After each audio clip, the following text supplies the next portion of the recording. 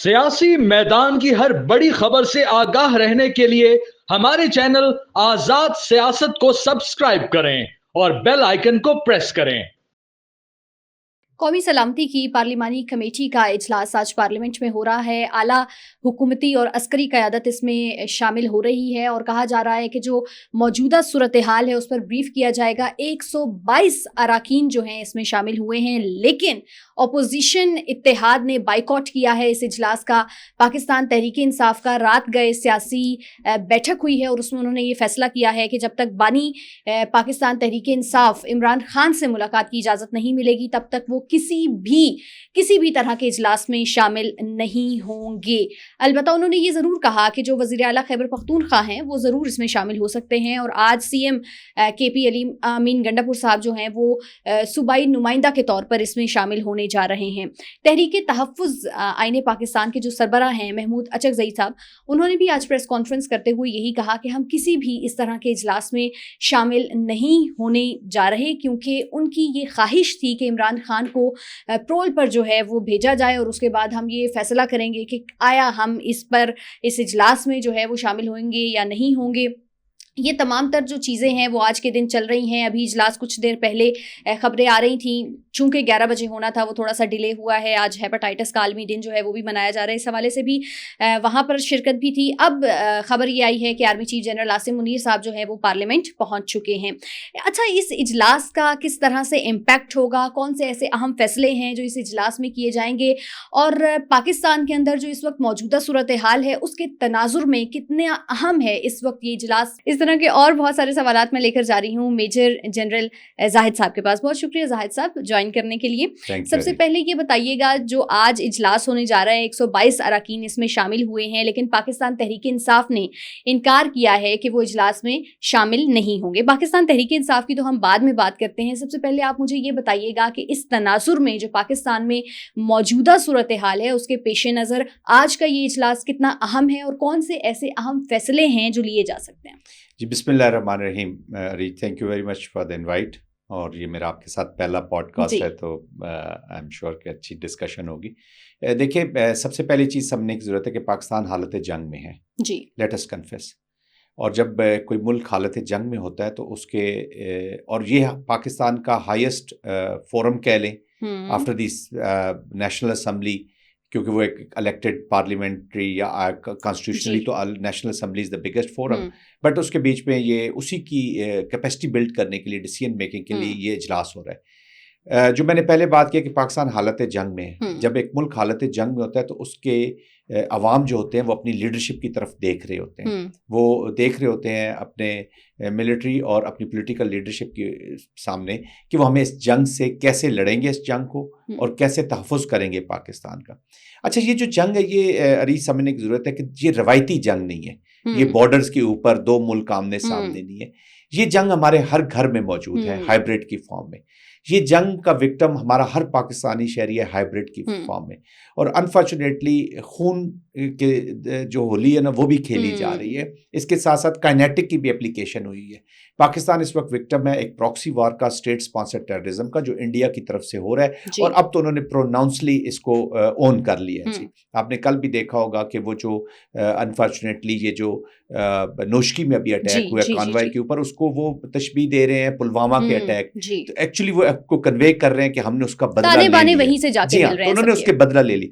तो फिर मैं इस कॉन्टेक्स्ट को उधर ही जोड़ता हूँ जहां मैं बात कर रहा था कि जब ये जंग पाकिस्तान के हर घर में हो रही है तो हर पाकिस्तानी देख रहा है कि हमारी लीडरशिप क्या कर रही है, और इस इजलास की आउटकम से एवरीवन इज इंटरेस्टेड। और अगर पाकिस्तान का कोई शख्स इस आउटकम से या इस वक्त इन फैसलों से या इनकी ऐसे इजलासों की इम्पोर्टेंस को नहीं भाप रहा तो वो पाकिस्तान के साथ थोड़ी ज्यादती कर रहा है। इनफैक्ट वो अपने साथ ज्यादती कर रहा है। तो ये ऐसी चीज़ें हैं। This is very important conference. इसमें ऑफ कोर्स मिलिट्री अपनी ब्रीफिंग देगी which will help the political leadership to make the decisions। क्योंकि बाद में अनफॉर्चुनेटली अरीज हमारे मुल्क में रवाज है कि एक चीज डिसीजंस हो जाते हैं, उसके ऊपर इम्प्लीमेंटेशन नहीं होती। एक प्रॉब्लम ये रहती है, और दूसरी प्रॉब्लम ये रहती है कि अगर तो वो कामयाब हो जाए तो हर कोई उसका सेर अपने सर बांधने को तैयार हो जाता है, और नाकाम हो जाए तो हम एक दूसरे को मुर्द इल्जाम लगा करते रहते हैं। मेरे ख्याल में 21वीं सदी में पाकिस्तान के इन नौजवानों के साथ और 21वीं सदी के पाकिस्तान में अब मुस्तकबिल में शायद ये चीज़ें चैलेंजिंग हो जाएं, तो बहुत ही सीरियस तरीके से इस कॉन्फ्रेंस को करना चाहिए और उसके बाद जो भी डिसीजंस हो होल ऑफ अ नेशन के तहत उसको अप्रोच करना होगा उन डिसीजंस ठीक है। को। अच्छा, जब हम इस इजलास की बात कर रहे हैं तो हमें पता ये चला है कि जो अपोजिशन इत्तेहाद है उसने इस इजलास का बाइकॉट किया है और बहुत सारी और चीज़ें सामने आई हैं और ये भी कहा गया है कि अच्छा, मैं आज सुन रही थी जब प्रेस कॉन्फ्रेंस कर रहे थे महमूद अचकज़ई साहब, तो वो ये कह रहे थे कि हर MNA को शामिल होना चाहिए, तभी पॉइंट ऑफ व्यू सामने उभर कर आ सकेगा। लेकिन जब चूंकि इनको बुलाया गया है और ये नहीं आए हैं तो इनका पॉइंट ऑफ व्यू कैसे आएगा? एक तो ये, और दूसरा पाकिस्तान तहरीक इंसाफ इसमें शामिल नहीं हुई और जो बाकी इनके साथ दीगर जमातें भी इल्हाक करके बैठी हुई हैं वो भी शामिल नहीं हुई। तो फिर इससे तो ये मालूम होता है ना कि पाकिस्तान इनकी अव्वलीन तरजीह नहीं है, कौमी सलामती इनकी अव्वलीन तरजीह नहीं है। इनकी अव्वलीन तरजीह तो शायद अडयाला जेल में बैठे इमरान खान साहब हैं। जी देखिए अरीज, ये दिस इज़ डायलेमा, ये हमारी बड़ी बदनसीबी है पाकिस्तान की। और यही वो चीज़ें देखें ना, स्टार्ट ही जो है वो अंडर क्वेश्चन चला गया। एक उसमें एक क्लियर कट अभी दो राय शुरू हो जाएंगी, इस पर कमेंट्री शुरू हो जाएगी। आज आप पूरा मीडिया देखिए, एक तरफ है इंडियन मीडिया जी जो इस वॉर को सपोर्ट कर रहा है, वो कोरियोग्राफ किया उन्होंने, एवरी इवेंट उन्हें पता है कि अब ये इवेंट होगा, इस पे हम ये कमेंट्री करेंगे, ये कैरेक्टर्स हम सामने लाएंगे, पूरा मीडिया। और हमारा आज आप देखिएगा शाम को मीडिया पूरा इसी पे डिस्कशन कर रहा होगा कि तहरीक इंसाफ क्यों नहीं आई, तहरीक इंसाफ ने आना था, हुकूमत ने क्यों नहीं बुलाया, हुकूमत। देखिए ये दोनों की जिम्मेदारी है, मैं कहता हूँ कि इन चीज़ों को ज़रा इसके जो खतरात हैं इनको भांपें। इस वक्त तो ईगोज़ को अपने कम करने की ज़रूरत है, या इश्यूज़ को कम करने की ज़रूरत है। तहरीक इंसाफ कल तक तो मुझे यही था कि उनकी पार्लिमानी पार्टी को वो कर रहे थे, नॉमिनेट कर रहे थे। देखिए प्रोटेस्ट जो होते हैं ना जी, जो डेमोक्रेटिक प्रोसीजर्स हैं उसमें प्रोटेस्ट के बीच में आप जो टॉप प्रायोरिटी एजेंडा है स्टेट का, उसको आप अटेंड करते हैं विद द प्रोटेस्ट, आप अपना रिकॉर्ड करा देते हैं जी कि हम अटेंड तो कर रहे हैं लेकिन ये हमारी ग्रीवियंसेस हैं और ये हमारे इश्यूज हैं जिनको आप एड्रेस नहीं कर रहे। कौम को पता चल जाएगा कि हाउ सीरियस, तो उस पे वो बेहतर पॉलिटिक्स करेंगे। लेकिन इधर भी अगर हम ये अपोजिशन और ये इसमें देखिए, आज हम इस पे जितनी हम कमेंट्री करेंगे ये पाकिस्तान का एक वीक स्टांस सामने जाएगा अपने दुश्मन के सामने कि लुक, इनकी आपस में प्रायोरिटी है ही नहीं जंग, इनकी आपस में दराड़ें हैं, पॉलिटिकल दराड़ें हैं। ये जो हाइब्रिड है ना जी, ये साइकोलॉजिकल डोमेन में, ये सोशल मीडिया के डोमेन में, ये हर डोमेन में, मीडिया के डोमेन में, इंटेलिजेंस के डोमेन में, तो एक ब्रॉड स्पेक्ट्रम है इस हाइब्रिड की एप्लीकेशन का। तो उसके जब एलिमेंट्स को सारों को आप एड्रेस ही नहीं करें तो आप रिस्पॉन्स दे ही नहीं सकते। आपको एक बीमारी आपके सर में भी है, आपके बाजुओं में भी, आपके पाँव में भी है, तो आप, और हर जगह से उतनी खतरनाक है, तो आप कहते हैं जी मैं इस वक्त पाँव का इलाज तो कर लेता हूँ लेकिन दिल को और सर को छोड़ देता हूँ, तो आप उसका फायदा नहीं है। इस बीमारी को होलसम देखना है आपने, इसको इन टोटलिटी इसको एड्रेस करना है और इसको रूट आउट करने के लिए डीप थिंकिंग वाली स्ट्रेटजी चाहिए।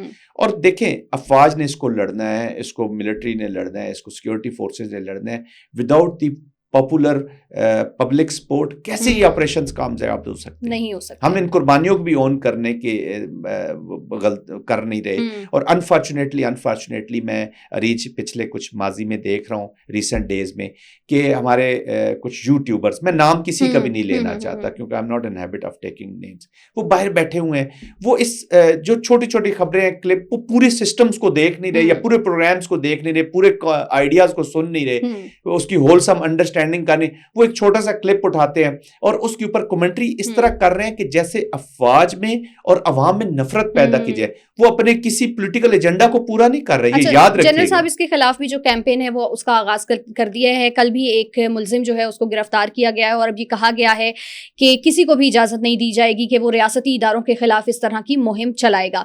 अच्छा, मैं अभी इस पॉइंट की तरफ आना चाह रही हूँ। आपको क्या लगता है कि आज के इजलास में किसी ऑपरेशन का फैसला किया जाएगा कि खैबर पख्तूनख्वा के अंदर कोई ऑपरेशन का आगाज कर दिया जाए, जिस तरह APS के मौका पर जो है वो ऑपरेशन किया गया था और बड़ा सक्सेसफुल ऑपरेशन हुआ था, उसके बाद दहशतगर्दी कम भी हुई थी?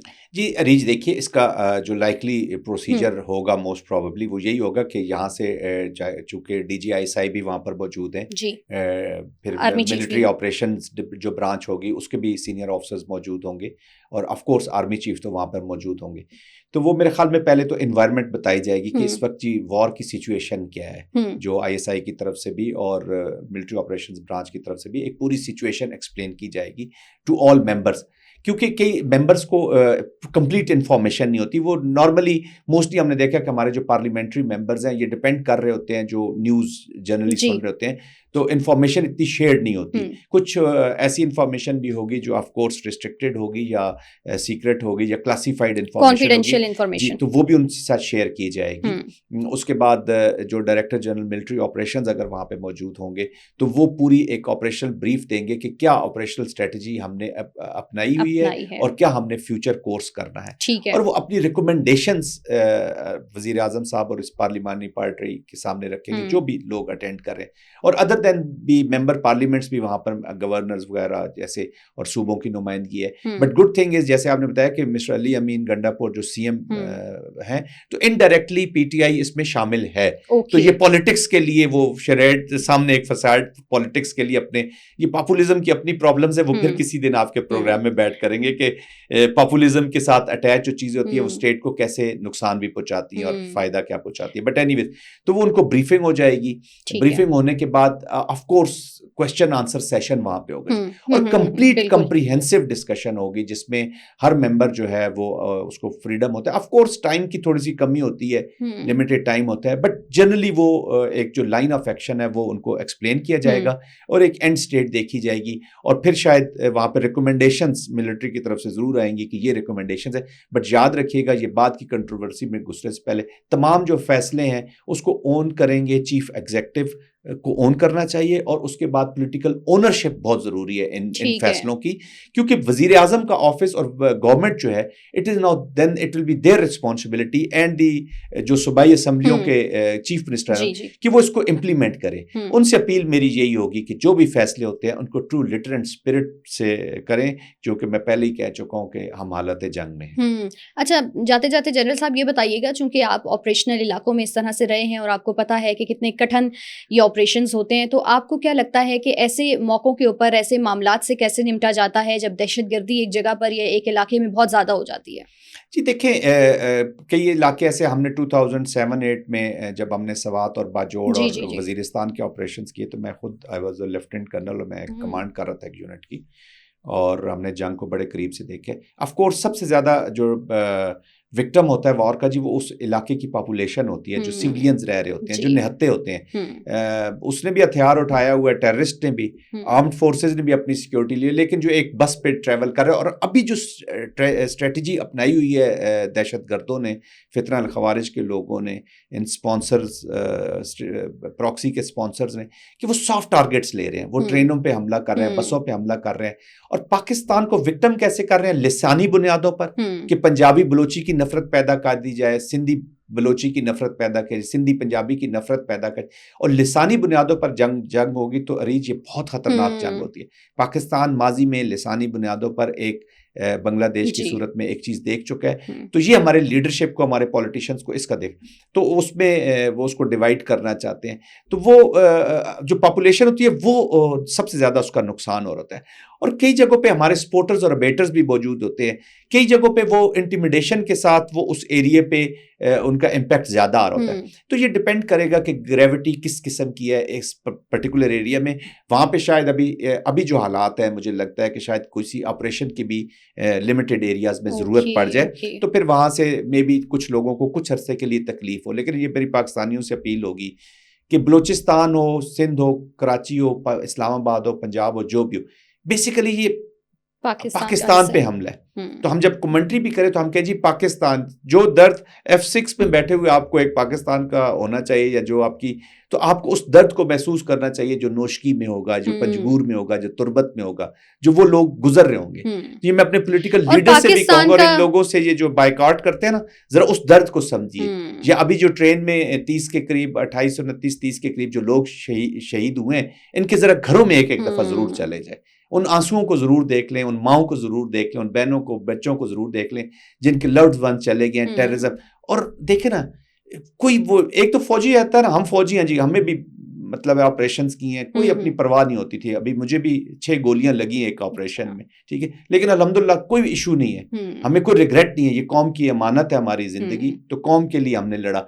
बट जो निहत्ता पाकिस्तानी जो शहरी होता है, वो तो बेचारा ना उसके पास वेपन, चलो लड़ते हुए हो गया, हमने तो चलो अपॉर्चुनिटी थी, या उन्होंने हमें मारना था या हमने उनको मारना था, उनका क्या कसूर है। तो इनके दर्द को समझें, इस वक्त पॉलिटिक्स को, हर चीज को बैक बर्नर पे रखें और मेन पाकिस्तान को थोड़ा सा आगे रख लें। ये सबसे इल्तमास है मेरी। ठीक है जी, शहीद की जो मौत है वो कौम की हयात है, शहीद का जो खून है वो कौम की ज़कात है। इजाज़त दीजिए, अपना बहुत सारा ख्याल रखिएगा। अल्लाह निगहबान।